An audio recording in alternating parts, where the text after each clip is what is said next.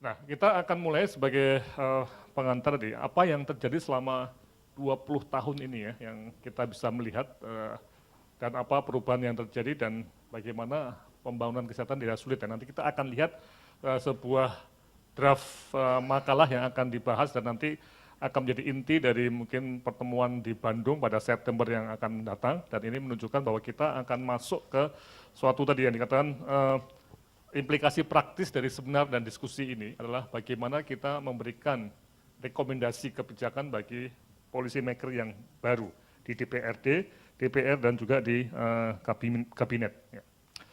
Nah, jadi kalau kita lihat ada berbagai hal menarik ya. Mohon nanti datanya tolong dikoreksi ya atau dilihat tadi Pak Donald ya. Apakah kami benar nih datanya nih? Kami ambil dari beberapa sumber yang kadang-kadang juga agak membingungkan juga ya. Jadi secara persentase itu menurun ya. Nanti kita lihat dalam penganggaran dari Kementerian Keuangan ada sudah hadir ya. Oh ya, nanti mohon komentar Pak ya. Nanti kita bisa lihat apa datanya ini ya. Ya, jadi memang apakah kita itu menurun? Jadi sebagian masuk ke BPJS ya, ke Pak Andi ya. Kemudian dalam konteks IKN terjadi suatu pembayaran yang berbasis pada klaim ya. Dan klaim ini menarik karena berbasis inasi biji yang kita tahu sekali ada kemungkinan itu belum sempurna ya. Dan apakah besar atau kecilnya inasi biji itu sudah benar, nah ini menjadi satu pertanyaan besar. Dan saat ini yang faktanya mungkin nanti Pak Andi bisa mengatakan ya bahwa banyak rumah sakit itu yang klaimnya bisa banyak sekali Pak. Ini penelitian KPK di Jawa Tengah ini yang baru jadi sajikan di UGM itu KPK melihat bahwa berapa rumah sakit itu untung sangat besar Pak. Dan untungnya itu dibanding dengan tarifnya ya. Jadi ada rumah sakit yang mendapat bulan pertama itu bisa klaim 12 miliar ya.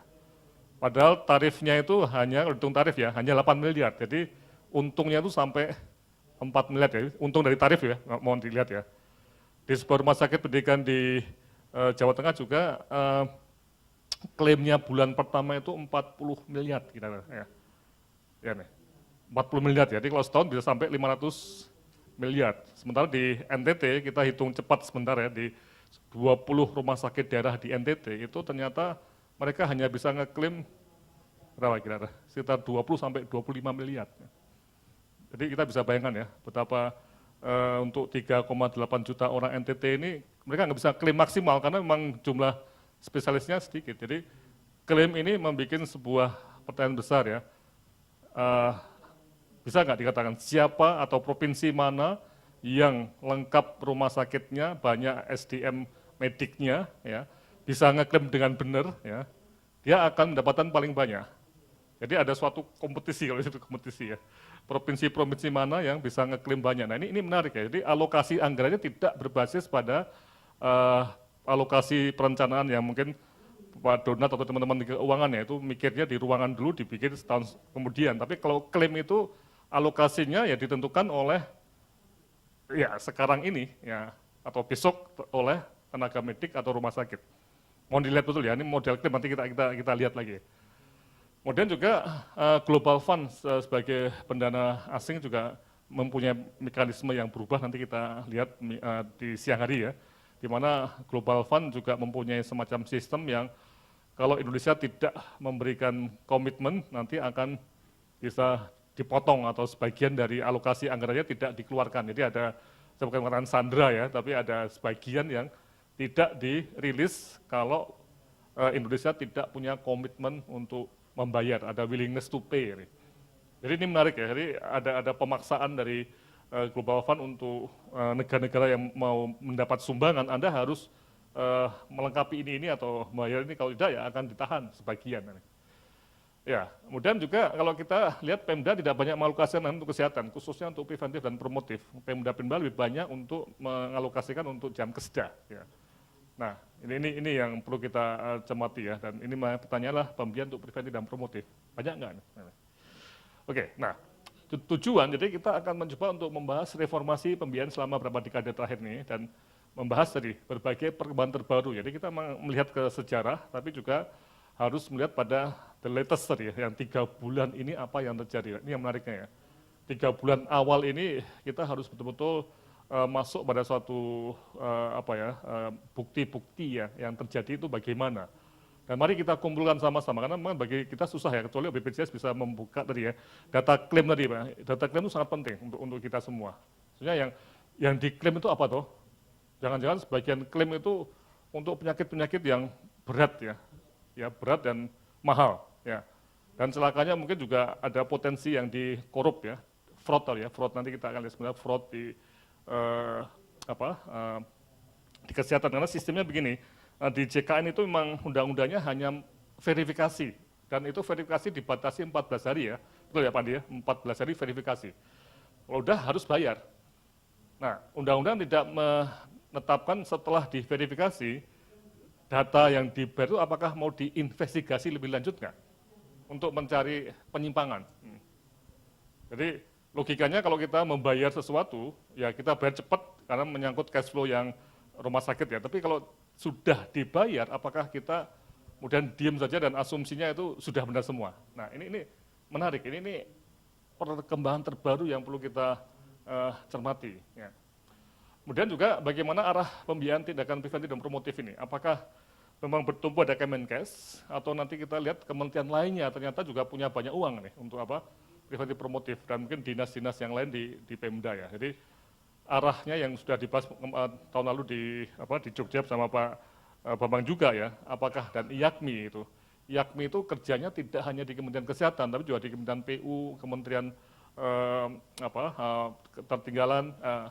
tertinggal ya, daerah tertinggal ya, kementerian lainnya, dan di dinas-dinas di daerah, dinas PU, dinas pendidikan dan sebagainya. Jadi public health itu tidak hanya di kesehatan, tapi di semua bidang yang menyangkut kesehatan. Dan nanti kita lihat data dari Kementerian Keuangan mengenai apa yang disebut sebagai sektor kesehatan ya. Ini yang kami dapatkan dari Kemq ya. Oke. Nah, ini tujuan ini yang nantinya kita akan masuk pada apa yang kita sebut sebagai kebijakan untuk mengacu apakah reformasi ini sudah benar tidak nih.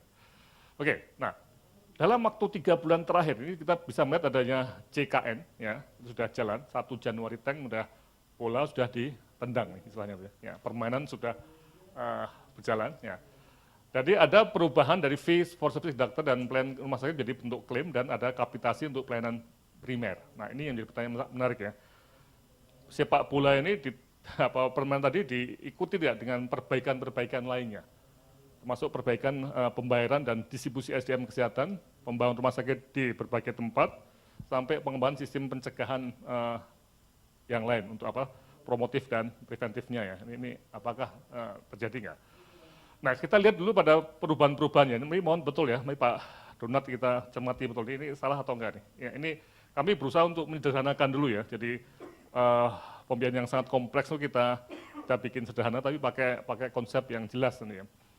Jadi ada pakai klaim tadi, tidak menggunakan perencanaan biasa ya. Sekali lagi bahwa klaim itu basisnya bukan perencanaan sebelumnya loh, tapi seperti kalau telepon itu adalah prabayar atau pasca bayar. Jadi pasca bayar, terjadi event dulu baru dibayar. Tapi kalau perencanaan yang biasa itu prabayar. Kita punya uang berapa ya segini, mau nggak mau kita nggak bisa istilahnya itu kalau lebih ya mati lah komunikasi tadi ya, tidak bisa, kuota sudah ada. Nah, itu filosofi perencanaan biasa yang. Tapi kalau klaim tidak, itu pasca bayar ya.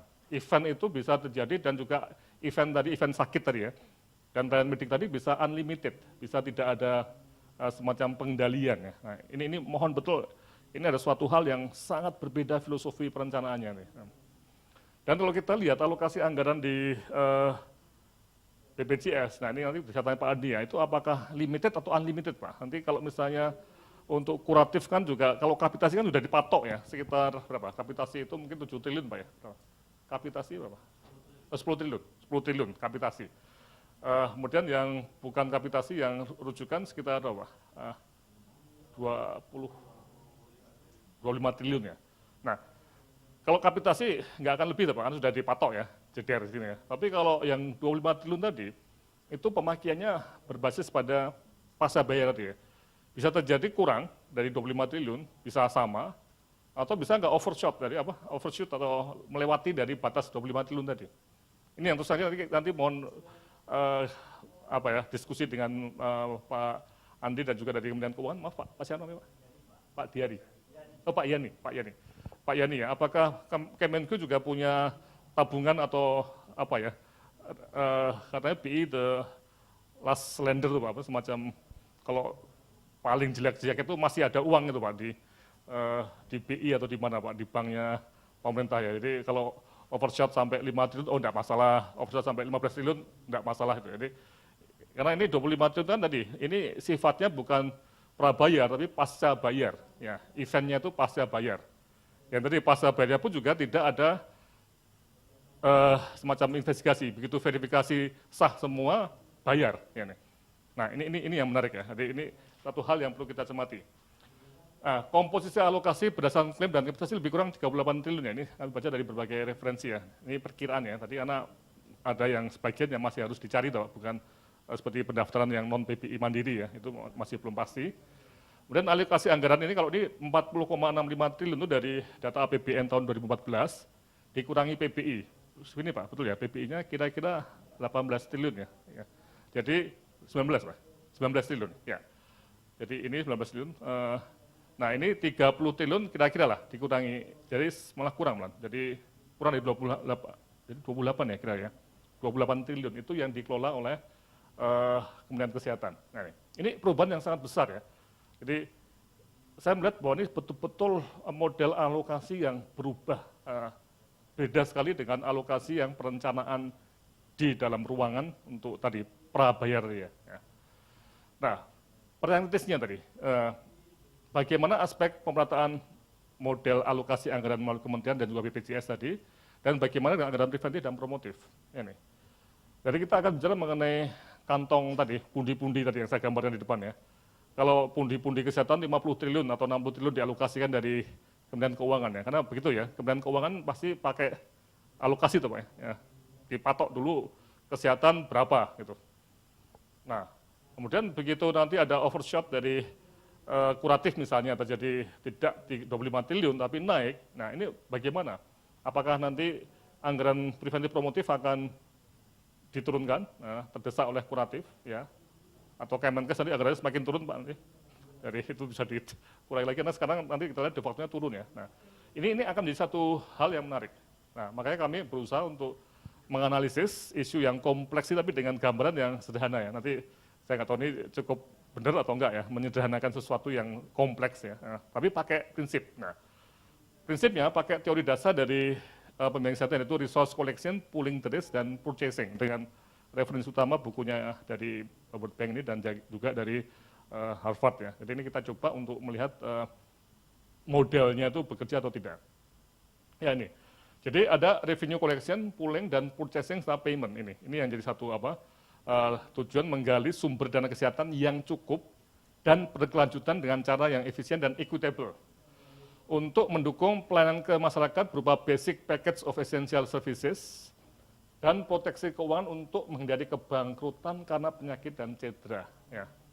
Nah itu yang bangkrut bisa perorangan, tadi pasien, tapi juga kalau kita nggak hati-hati juga bisa bangkrut, sebuah sistemnya negara itu juga bisa bangkrut juga karena contoh di Eropa Barat itu mereka mengurangi benefit untuk kesejahteraan termasuk kesehatan karena negaranya sudah mengalami tanda-tanda kebangkrutan.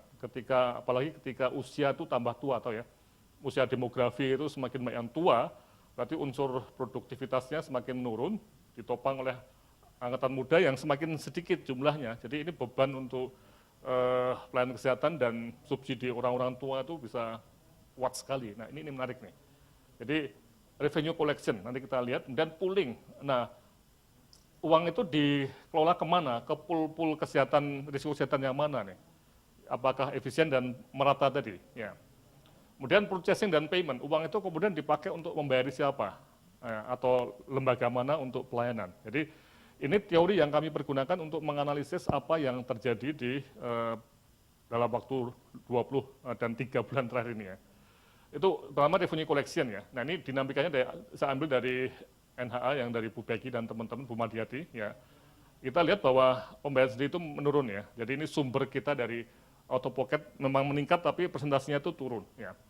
Dari pajak itu meningkat. Jadi kita lihat nanti, dan Askes juga untuk non PBI tentunya meningkat ya, askes swasta juga meningkat.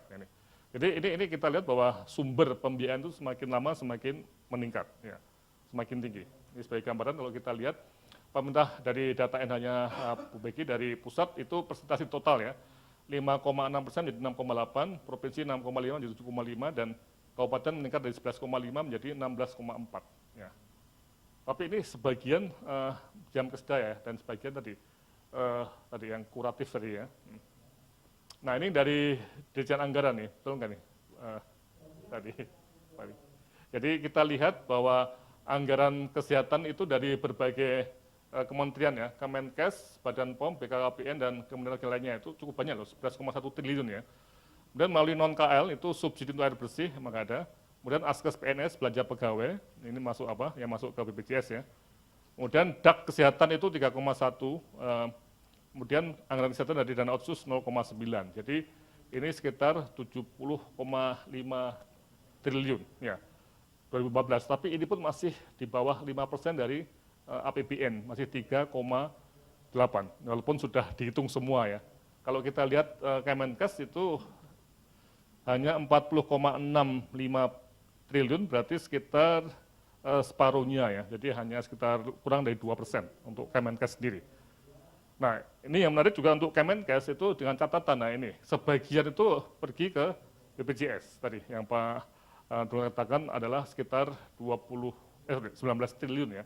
Jadi Kemenkes sekarang memegang uang yang cenderung turun, dari tahun 2013 turun yang dari berapa nih, sekitar, ya pokoknya ada penurunan nih. Nah ini yang menarik, jadi Kemenkes mengelola uang yang di sini itu juga bisa dipakai untuk preventif dan promotif. Betul nggak Pak ya, Pak Donat ya, seperti ini ya, kira-kira apa? Nah ini. Nah, kalau untuk Pemda sendiri itu memang meningkat, tapi banyak digunakan untuk jam keseda. Dan yang menarik untuk preventif promotif, ini data nanti Pak Fauzi dan teman-teman setelah makan siang membahas mengenai KIA ya. Dana untuk KIA di daerah itu di beberapa provinsi yang kita itu turun, atau bahkan tidak ada ya. Karena menggantung pada POK yang dianggap sebagai dana yang cukup tadi. Jadi Pemda-Pemda termasuk yang kaya pun mereka kurang menganggarkan untuk pelayanan preventif promotif. Ya. Tapi kalau jaminan kesehatan daerah itu banyak yang berlomba-lomba ya, karena itu identik dengan masalah politik daerah ini. Ya. Nah, kemudian risk poolingnya kemana dana tadi mengalir ya. Jadi ini kalau kita lihat masuk secara garis besar ya, ke pool anggaran, jadi masuk APBN dan APBD. Dan juga sebagian masuk ke BPJS atau jam keseda. Ini. Nah ini gambarnya dari 46,5 T yang APBN Kemenkes ya, saya nggak membahas yang kementerian lainnya ya, seperti PU itu ada, nanti kita lihat ya. Ini masuk ke sini dan ada dana masuk APBD itu DAK 4,4 triliun dan otsus ya di sini. Ini untuk APBD yang kesehatan. Kemudian masuk ke pool jaminan. Nah ini saya salah ya, harusnya APBN maksudnya 19 triliun di sini ya, bukan 18 ya. Ini masuk ke BPJS dari APBN dan ini sudah masuk dalam wewenang BPJS tadi yang alokasinya berbasis pada klaim dan kapitasi, tidak berbasis pada rapat-rapat anggaran ya. Kemudian BPJS sendiri itu sebagai lembaga pembiayaan itu boleh menerima premi yang non PBI. Nah ini targetnya 20 triliun Pak, betul kan? Target kira-kira ya, yang karena 38,5 triliun itu target omsetnya ya. Ini kira-kira seperti ini ya.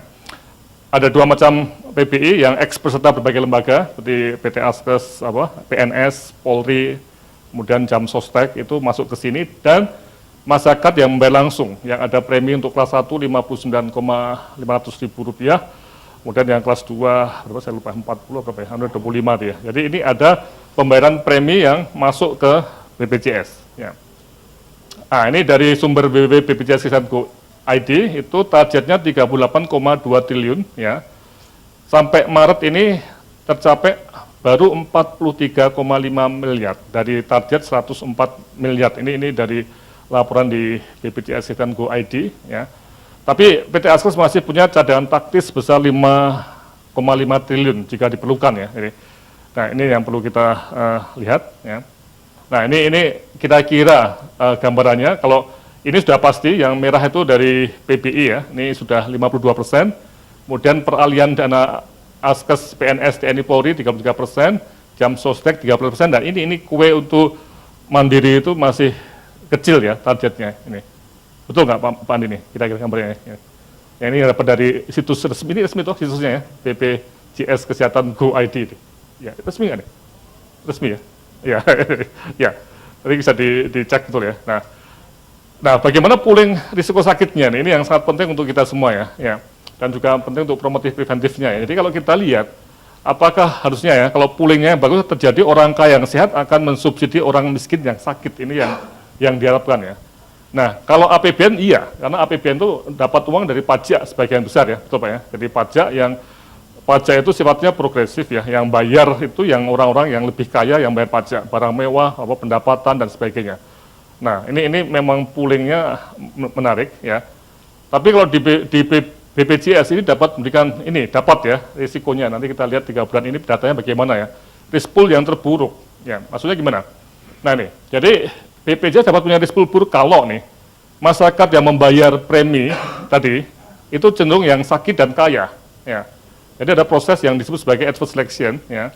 Dan dia tidak mencerminkan proporsi masyarakat normal dan mereka akan menimbulkan risiko yang terbalik. Jadi kalau yang masuk sekarang sebagai pembayar di non-PBI itu yang terutama yang kelas 1 ya, itu ternyata orang kaya ya, dan yang sudah sakit. Jadi, sudah masuk rumah sakit, silahkan Anda berubah jadi, seneng nggak kita? Saya juga seneng sekali kalau saya sakit ya, semoga enggak ya. Sedang dirawat mahal betul, selama ini bayar, bukan misalnya jam kesmas, ditawari, Pak tolong Anda bayar 60.000 sebulan, Anda akan free semuanya. Ikut nggak saya? Logikanya ya. Jadi kalau di Askes swasta itu ada periode waktu tunggu itu ada yang sampai 2 tahun atau setahun ya. Jadi masuk itu harus ditunggu dulu. Kalau dalam waktu 6 bulan atau setahun Anda sakit itu nggak berlaku. Jadi waktu periode tunggu itu di BPJS itu nggak ada. Nah, ya. Nah yang paling celaka kalau nanti mereka sudah pakai sakit akut ya, selesai sakit kemudian begitu sehat nggak mau bayar, ini masuk penjara nggak nih? Kalau masuk penjara nanti penjara bisa penuh nih, pidana nggak nih? Berarti tidak membayar premi BPJS ini. Nah ini jadi satu isu yang menarik ya. Ini kemungkinan ini yang perlu kita lihat ya. Jadi memang begini ya, kadang-kadang kalau lihat perguruan tinggi itu apa orang-orangnya kok selalu mikir yang jelek-jelek terus. Enggak. Tapi kita harus mulai mikir the worst Pak ya. Karena kalau politikus apa yang dipikir? The best ya, betul nggak? Kita orang perguruan tinggi tidak. Kita harus mikir sampai the worst ya. Dan konsultan yang baik atau yang baik itu harus jujur pada politikus, Pak, ini Anda bilang seperti itu, ada risiko seperti ini ya. Betul nggak? Kalau kita juga sama-sama, oh bagus sekali Pak semuanya, wah berarti apa bedanya kita dan politikus? Karena kalau kita ngomong baik nanti diberi semacam kontra penelitian lagi, nah itu yang paling celaka ya. Jadi kita harus mulai nih memberikan yang the worst scenario sama juga the best-nya ya. Ya. Nah faktanya memang belum ada data resmi nih, saya nggak tahu Pak Andi, apakah sudah mulai diteliti Pak? Apakah ada adverse selection ini? Nanti kita lihat pada purchasing juga ya. Yang apakah dana ini nanti masuk ke sini itu betul-betul dana yang mencerminkan juga ada orang sehat yang masuk ya. Karena kalau yang masuk itu orang sakit atau tidak orang sakit nanti gawat betul nih. Jadi ini titik risiko adverse selection itu di sini, di kelompok ini. Karena yang kelompok yang di sini itu sudah pasti ada orang sehat dan orang sakit. Karena tidak ada sukarela, itu wajib diberi. Di TNI Polri, PNS itu sebenarnya cenderung sehat. Karena apa? Masuk Polri, masuk PNS itu di tes kesehatan. Jadi ini kelompok yang cenderung sehat sebenarnya. Kalau yang di jam sostek itu ya buruh-buruh mungkin juga masih juga ya. Tapi ini yang mencerminkan ini saya di sini ya. Tapi yang ini bisa terjadi yang masuk itu yang masuk dulu ya. Yang sakit-sakit dulu atau yang punya risiko sakit. Nah, kemudian yang ketiga mengenai purchasing dan payment, itu tadi melalui alokasi ke rumah sakit kalau itu anggarannya APBD dan APBN ya, dan alokasi ini ditentukan oleh suatu perencanaan yang rasional. Bappenas misalnya atau Bapeda atau itu membuat perencanaan-perencanaan yang sifatnya rasional, bukan perencanaan yang tadi yang pasca bayar ya. Ini pasca bayar ya. Nah ini, jadi kalau kita lihat satu-persatu ya, bagaimana di APBN, itu kelihatan sekali bahwa APBN itu berusaha untuk sesuai kebijakan pemerintah ya, itu ada program prioritas, ada program bagi masyarakat miskin, program bagi masyarakat tertinggal dan sebagainya. Jadi selalu dalam kebijakan pemerintah itu pasti ada pro tadi ya, pro miskin, pro daerah tertinggal dan sebagainya. Walaupun Kenyataannya mungkin tidak ya. Tapi dalam papernya selalu ada seperti ini. Ya. Nah ini faktanya kalau ini kenyataannya, misalnya dana APBN BOK ya, BOK itu dibagikan ke kabupaten dan provinsi tanpa menggunakan kriteria fiskal. Jadi Kaltim yang kaya raya seperti itu juga dikasih BOK. Sama dengan nilainya dengan NTT yang miskin. Jadi, ya ini saya ketemu orang Kaltim ya, seorang pimpinan dinas kesehatan di daerah Kabupaten Kaltim ya, dia bilang pada saya, Pak Surya, kita tuh enggan terima BOK, bikin repot. Ya, susah itu apa? Kenapa sih kok kita dikasih BOK? Nah, jadi pertanyaan seperti itu, karena APBD aja kita nggak bisa habis-habis dia, Pak. Ini pertanyaan sangat lugu ya, tapi sama dengan DKI 15 tahun lalu, DKI itu ketika rumah sakit se-Indonesia diberi bantuan Depdagri, SBO, dan OPRS ya, DKI nolak. Kalau cuma dikasih seperti ini sombongnya gitu ya, sombongnya. Kalau cuma dikasih segitu itu lebih susah ngurus laporannya dibanding gunanya uang. Dan APBD DKI sejak zaman dulu sebelum reformasi itu juga sudah tinggi. Nah ini contohnya. Jadi dana BOK itu dibagi tanpa pemahaman mengenai fiskal capacity. Dana APBN memang banyak untuk rumah sakit pendidikan, tapi memang membutuhkan dana besar. Nah, ini yang jadi satu isu yang menarik ya, karena juga semakin lama PNBP-nya dari rumah sakit pendidikan juga semakin tinggi ya nih. Dan sekarang dengan BPJS itu rumah sakit vertikal juga dapat uang banyak lagi. Jadi ini menarik ya, makanya ada banyak surplus sekarang Pak. Di 3 bulan ini mungkin kalau kita lihat ya, di banyak rumah sakit pemerintah yang besar-besar itu ada surplus besar Pak. Nah, ini perlu kita lihat ya. Kemudian tidak ada dana investasi untuk pemerintah pusat untuk daerah miskin yang sarana dan SDM-nya buruk. Ini yang masih kelihatan sampai sekarang ya. Kalau kita lihat APBN itu masih kelihatan sekali bahwa daerah yang miskin itu tidak mendapat banyak investasi. Ya. Nah, kemudian purchasing oleh BPJS. Nah, ini yang menarik ke primer dan rujukan ya. Nah, tadi yang sudah kita singgung ya. Tadi berbasis kapitasi dan ini klaim. Dan ada perbedaan dari regional 1 dan regional 5. Kalau kita bandingkan INSBJ regional 1 dan 5 itu beda sekali ya. Yang mahal-mahal itu di regional 1. Yang untuk intervensi jantung, bedah, macam-macam itu adanya di intervensi yang di regional 1. Yang 5 di NTT dan sebagainya itu sangat-sangat beda sekali dengan yang di 1 ya. Nah, faktanya kalau kita lihat, jadi semakin banyak dokter, semakin banyak vaskes, semakin banyak sistemnya dan semakin cepat klaim, itu dapat INSBJ yang semakin banyak. Jadi, sekali lagi dalam model pasca bayar ini, tidak ada kriteria keadilan ya. Siapa cepat dapat. Bisa nggak seperti ini saya katakan nih. Ini tadi, saya menyederhanakan sebuah kompleksitas alokasi anggaran, tapi intinya betul nggak? Siapa lengkap, siapa cepat, dia dapat. Nah, misalnya nih, coba Mas Lili bisa dilihat nggak tadi yang file yang ini yang sedang kita teliti bersama teman-teman dari jaringan ya. Nanti kita tanggal 7 Mei ini kita akan bahas ya tentang skenario ini ya. Coba masuk ke data tabulasi, terus turun.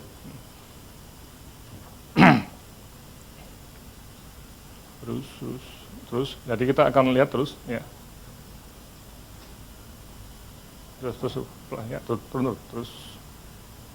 Jadi ini satu penelitian yang mencoba melihat pada suatu pertanyaan yang nanti akan sampai sebuah skenario ya. Jadi terus, nah ini dokter umum ya, bisa diperbesar nggak? Ini antara kita baru 14 provinsi yang ikut penelitian ini ya. Itu DKI dan Jogja itu selalu nomor 1 dari mulai ya misalnya kita opsi nih, misalnya opsi ya. Di DKI jumlah ini dari mana? Oh ya, spesialis, ya stop. Ya. DKI itu ada 5.000 spesialis. Jadi untuk 100.000 orang itu ada 52,7 orang spesialis, ya. Terus turun. Tapi di NTT itu hanya 1,64 untuk 100.000 orang. Jadi ini saya kira ini logika yang sangat sederhana ya. Begitu banyak spesialis di Jakarta itu klaim BPJS akan semakin tinggi kan? Jelas, ini nggak usah dipikir anak SMP, SMA pun dapat. Oh iya pastilah. Karena eventnya untuk ketemu dokter akan semakin lipat-lipat banyak sekali. Tapi yang menjadi pertanyaan besar itu seberapa besar nih perbedaan klaimnya ini. Dan itu yang saya sebut sebagai unsur pemerataan yang mungkin kita akan kaget betul nanti. Kalau kita bisa lihat data klaim, mungkin Pak Andi bisa bikin sederhana sekali. Klaim per kapita di NTT dibandingkan dengan DKI itu ada toh datanya Pak ya? Itu bisa nggak atau Pak Donat punya nggak Pak data itu Pak? Pusat jaminan Pak, nanti kita akan bisa melihat nih. Dan di sini yang di Jakarta itu kita lihat adalah spesialis yang nanti akan bisa ngeklaim inasbisi yang mahal-mahal. Dan yang mahal itu bisa sampai 100 juta loh, satu event sakit loh. Ada yang 60, 80, 100 juta ya nih. Apa yang katastrofik besar-besar itu ada di kelompok di sini. Nah, ini. Oke, terus turun. Terus turun. Nah, oksigen juga begitu. Ya. Di Jakarta ada 654, di Jogja 109 daerah saya. Tapi di NTT hanya ada 12, Papua hanya 12. Padahal Jogja itu warganya cuma 3,4 juta, di NTT 4,6 juta dan kepulauan. Ini coba kita lihat dalam konteks kebangsaan kita ya. Ini saya yakin para partai ini nanti kita bicara pada partai politik ya.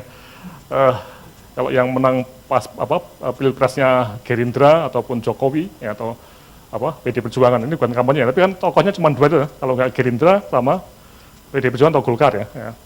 Mereka nasionalis nggak?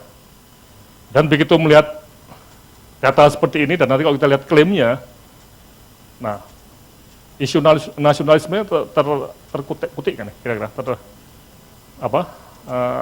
terbangkitkan nggak? Oh, berarti ada sesama orang Indonesia ternyata dapat jatah dari BPJS-nya itu beda sekali. Ya. Nanti kita bisa lihat ya. Nanti Pak Donat bisa datanya itu bisa kita lihat apakah betul. Nah, jadi yang hidup di Jogja itu makhluk yang berbahagia, sementara yang lahir di NTT ya agak susah. Makanya jokesnya bukan NTT tapi nanti Tuhan tolong lah, enggak. Jadi memang menderita betul. Kalau lihat seperti ini ya nanti. Coba kalau kita lihat bedah lagi, ini bedah juga seperti itu ya. Terus yang spesialis yang coba terus yang turun lagi, yang sub tadi ya. Ini penyakit dalam. Anestesi, nah ini anestesi lebih kacau lagi nih, terus ya. Ini di Nusa Tenggara Timur hanya ada 2, sementara di DKI ada 299. Ya, ini coba kita bisa lihat ya. Nah, terus turun lagi. Terus nanti yang seperti bedah saraf terus ya. Radiologi juga begitu, kita lihat. Tetap DKI dan Jogja di atas ya, terus turun.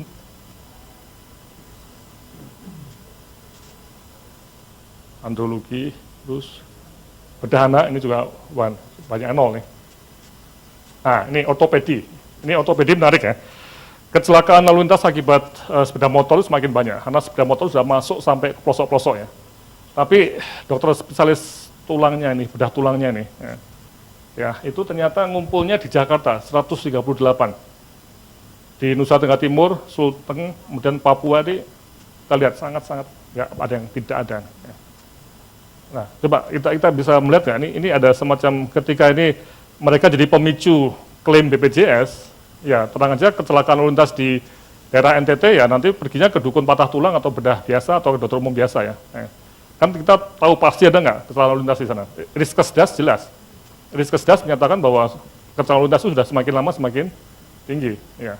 Jadi ini suatu hal yang menarik ya. Terus turun, nah, terus bawah terus sampai coba. Terus mata juga begitu. Terus saraf juga sama. Terus ya cepet ya. Pakai ada. Gigi kita lihat ya, ini gigi ya, sudah. Dan gigi juga sama nih, terus paru ya. Ada plastik ya, ini juga ngumpulnya di Jakarta, ini banyak nol. Ada saraf ini yang stroke, ini juga banyak provinsi itu yang masih nol. Terus ada jantung, apalagi ya, banyak nolnya ini.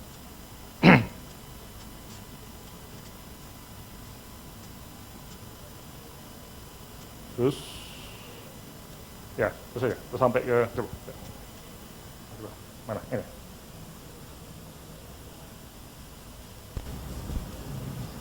Jadi nanti kita akan sampai pada satu pertanyaan skenario ke depannya. Ini nanti akan dibahas pada tanggal 7 Mei bulan depan ya.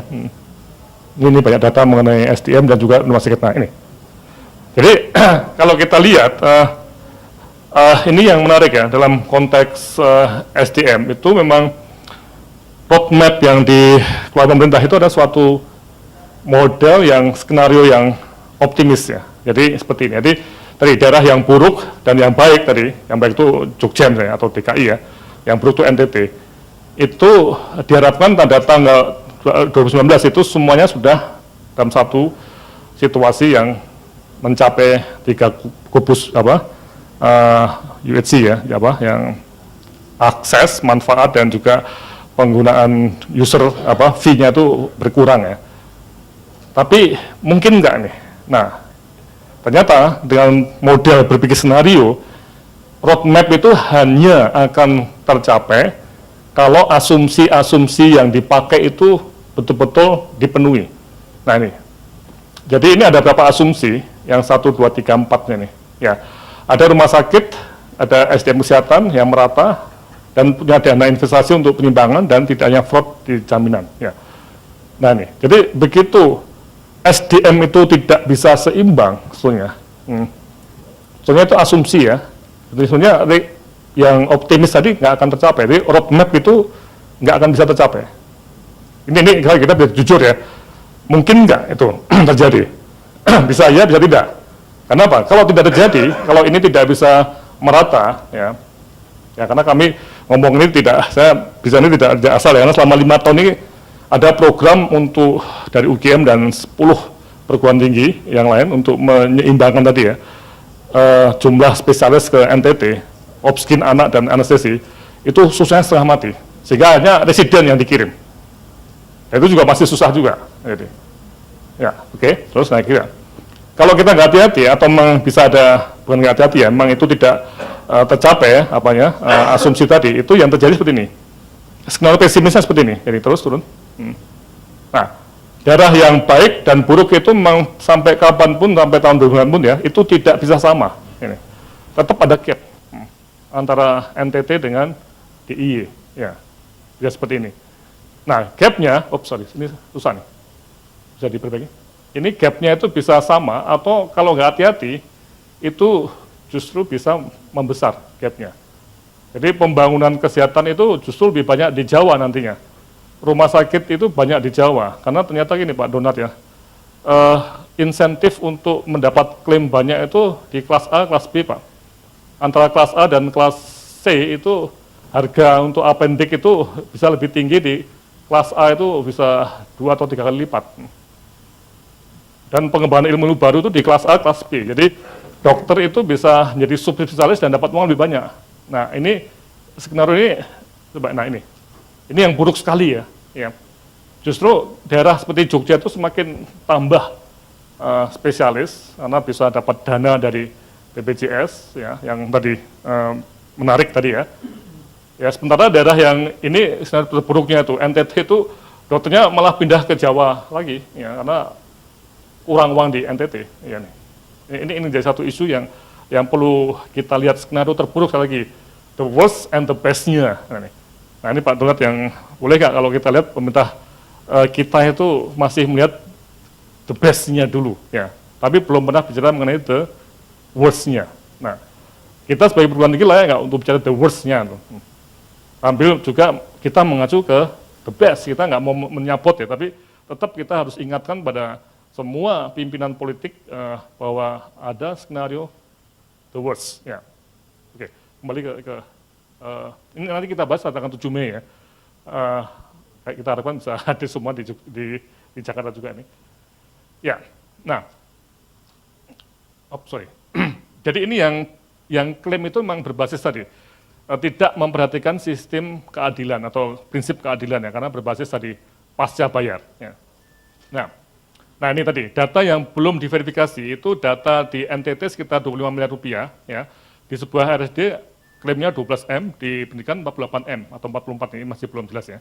Tapi sekitar ini, jadi kita bisa lihat polanya itu sangat-sangat berbeda. Ya. Nah, penafsiran pentingnya, kalau kita lihat data seperti ini, sekali lagi, kita sebagai orang perguruan tinggi itu harus bisa menafsirkan ya, apakah situasi ini bisa nggak untuk sampai pada dugaan ya, apakah JKN ini bisa mencapai tujuan dalam kriteria keadilan sosial bagi seluruh Indonesia. Jadi ini undang-undang SJSN itu bicara pasal 2 ya, mengenai keadilan sosial ya. Nah, ini yang nanti kita lihat ya dalam konteks bagaimana keadilan tadi dan bagaimana yang kedua adalah bagaimana pemerataan tadi termasuk nanti kita masuk ke preventif promotif ya. Nah, ini yang menarik ya, masyarakat kaya non-PBI dapat memperoleh lebih banyak dana BPJS karena dapat naik kelas dan boleh co-insurance ya. Jadi saya orang kaya bayar Rp60.000 dan saya juga membayar Rp500.000 untuk ikut Allianz atau Prudensial tahu ya. Jika kalau saya sakit misalnya saya dapat bisa masuk ke VIP dengan dapat penggantian 1,5 juta sehari maksimum 60 hari. Ya kalau operasi tambah lagi Rp15 juta operasi besar masuk ICU 15 hari maksimum dapat 3 juta sehari seperti itu. Nah itu di-matchingkan dengan BPJS tadi. Ini yang menarik. Itu satu sekarang marketing orang-orang swasta itu begitu Pak Andi ya. Jadi bagaimana CBO-nya, COB-nya, Coordination of Benefit-nya itu antara BPJS dengan asuransi swasta dan itu boleh secara hukum itu. Saya yakin Bapak Ibu semua ada yang punya double loh, punya PNS ya ada, tapi juga masih beli prudensial, apalagi kalau kita bayar punya deposito di atas berapa miliar itu juga dikasih gratis jaminan kesehatan. Ya. Oke ya. Nah, ini yang perlu kita cermati. Ya, ini yang sangat terkait dengan preventif promotif ya. Jadi ini memang ceritanya juga jadi panjang ya. Akses geografis ini akan lebih banyak pada mereka yang kaya ya, karena tadi lokasi ya. Kemudian portabilitas, memang ada portabilitas ya. Tapi bagaimana orang NTT itu bisa sampai ke Surabaya untuk operasi jantung kalau dia tidak kaya? Nah, ini menjadi satu isu yang menarik ya. Jadi hanya orang kaya yang akan sampai ke portabilitas yang baik ya. Kemudian fraud nanti kita lihat ya. Nah, ini yang perlu dibuktikan ya nih. Saya melihat teman-teman di Askes di BPJS ya, bisa nggak Pak data ini dipakai misalnya Pak? Yang masuk untuk non PBI mandiri ya, itu sudah 100.000 ya. Dia bayar 59.500 ya, betul ya. Kan berarti sebulan dapat 5,95 miliar ya, betul nggak? Kalikannya ya, pengaliannya, betul nggak matematikanya? Nah, sekarang pertanyaan apakah 100.000 peserta ini cenderung sakit atau normal atau lebih banyak yang sehat tadi ini, seperti ini ya. Ini di mana jumlahnya nih? Nah, nanti kalau kita lihat yang pertama itu yang ekstrimnya ya, ini 100.000 orang itu ternyata mereka ada kelompok yang di sini yang cenderung sakit. Karena tadi adverse selection tadi, yang masuk pertama kali tahun-tahun awal mungkin adalah kelompok yang di sini, betul nggak nih kita? Yang di sini mereka masih ngapain? Kita masuk ke bayar 60.000 sebulan ini. Ya. Nah, bisa terjadi ini lebih dari 5,95 miliar. Karena angka ini kecil nggak nih? 5 sakit yang berat saja bisa nggak habis 200 juta satu orang loh. Ini untuk 100.000 loh kira. Betul nggak hitungan saya nih? Betul loh? 5,95 miliar tuh nih kalau dikalikan. Tadi malam saya utak-utik lagi nih. Ini benar nggak kok dapatnya kecil banget nih apa? Coba kalau Anda di rumah sakit ya, kerja di rumah sakit paham nggak? Satu orang sakit berat tuh bisa habis 100 juta nggak? 200 juta bisa nggak? Dan inasibinya juga ada yang 100 juta tadi. Kalau 100.000 orang ini kan kalau misalnya 100 juta ya, 5,95 kan berarti cuman berapa orang tuh? 5,95 cuman 50 orang yang sakit berat A. 100 juta. Dari 100.000 orang ini 50 orang bisa nggak sakit berat tadi? 100.000 loh. Ini bisa apa? Nah ini kita perlu kembali ke tabel aktuaris, saya bukan aktuaris ya, yang ngitung-ngitung risiko tadi ya. Tapi ini yang menarik ya. Dan nanti akibatnya apa? Yang kemudian dua itu kalau yang masuk di sini, seperti isunya kalau kita lihat PT Askes yang itu sehat Pak, karena kalau nggak salah waktu itu PT Askes punya kriteria juga ya, yang masuk Askes harus kelompok ya Pak, 25 Pak ya, minimal ya. Ya, Askes komersial ya. Ya. Itu seperti itu juga salah satu minimal 100 orang ya. Itu kan berarti satu kelompok perusahaan ya, itu biasanya udah perusahaan udah di tes kesehatan. Bukan sukarela ya.